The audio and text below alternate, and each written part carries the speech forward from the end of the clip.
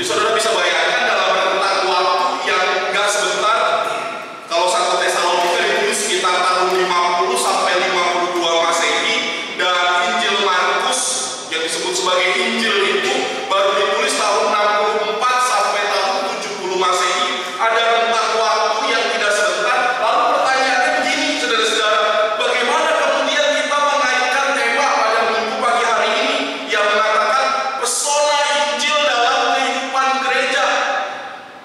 Sementara 1 Tesalonika lebih duluan ditulis dibanding Injil yang ada. Bagaimana cara menjawabnya? Jawabnya begini, saudara-saudara yang dikasih Tuhan. Kita jangan pernah pertama-tama jangan menempatkan diri kita ketika membaca Alkitab, ketika membaca berita firman Tuhan ini dalam konteks kita saat ini saja. Mari sejenak kita membayangkan diri, menempatkan diri ketika surat ini ditulis dan disampaikan Paulus kepada jemaat di Tesalonika pada saat itu, bahwa ternyata tradisi penyampaian pengajaran itu tidak melulu dalam bentuk tulisan, tetapi juga secara lisan. Kalau berbicara secara tulisan juga tidak langsung tiba-tiba dalam buku kitab suci ini dengan kualitas cetakan terbaik yang nanti juga akan disampaikan di bagian akhir kebaktian ini, saudara-saudara. Artinya saya mengajak kita kemudian melihat bersama-sama bahwa ada tradisi penyampaian pengajaran yang diwariskan secara lisan dari mulut ke mulut, yang pada saat itu, saudara-saudara, adalah bentuk penyampaian yang juga efektif.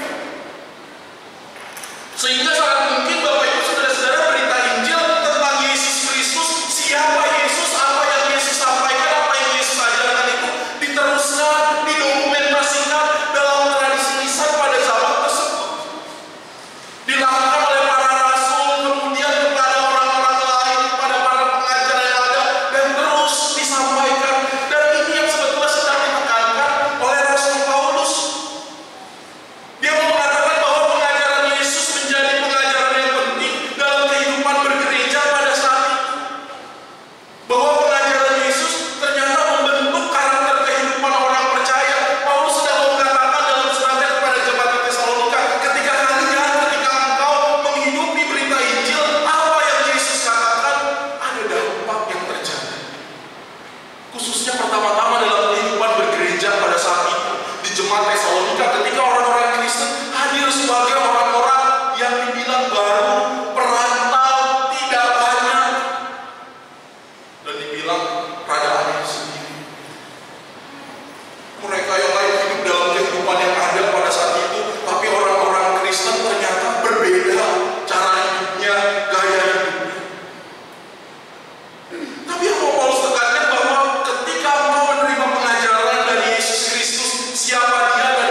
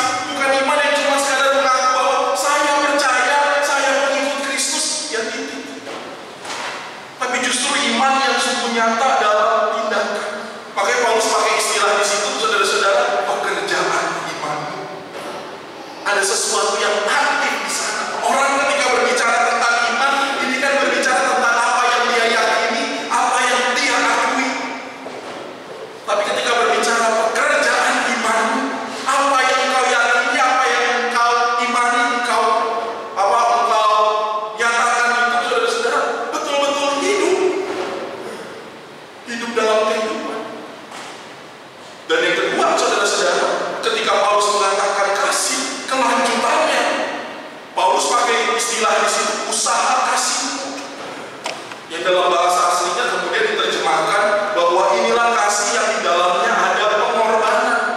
Makanya kata kasih yang dipakai oleh Rasul Paulus di sini adalah kasih yang sifatnya agape. Ada pengorbanan. Kenapa ada pengorbanan? Karena yang diteladani adalah Yesus yang berkorban. Yesus yang berkorban itu Yesus yang mereka imani, yang ketika mereka berbuat, ketika mereka bersaksi, kasih yang berkorban seperti itu yang mereka lakukan. Kasih yang seperti apa? Kasih tetap baik, tetap menaburkan kebaikan, meskipun untuk bisa menyatakan kebaikan bukan sesuatu yang mudah. Sama kayak orang, bagaimana bisa memberi ketika kita masih berkekurangan, masih pas-pasan aja rasanya sulit. Tapi kan di situ kemudian bagaimana nggak lagi berbicara tentang apakah saya cukup, apakah saya rugi, saya siap untuk semuanya dan saya akan memberikan. Mereka sadar pada saat itu, orang-orang di Tesalonika, bahwa kehidupan jemaat pada saat itu haruslah kehidupan berjemaat yang sulit, apalagi berada dalam tekanan yang begitu besar. Ketika orang-orang Kristen yang hadir di Tesalonika adalah orang-orang Kristen saudara-saudara yang menjadi musuh pemerintah, bahkan dicap sebagai sekte.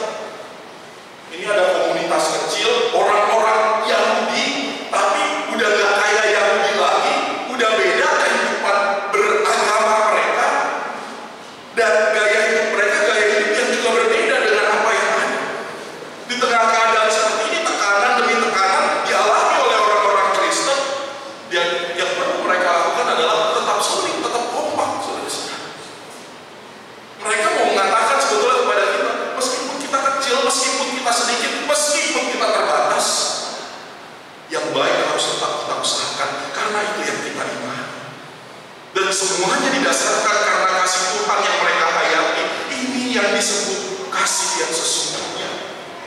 Dan yang ketiga, saudara-saudara, Paulus berbicara di pilar yang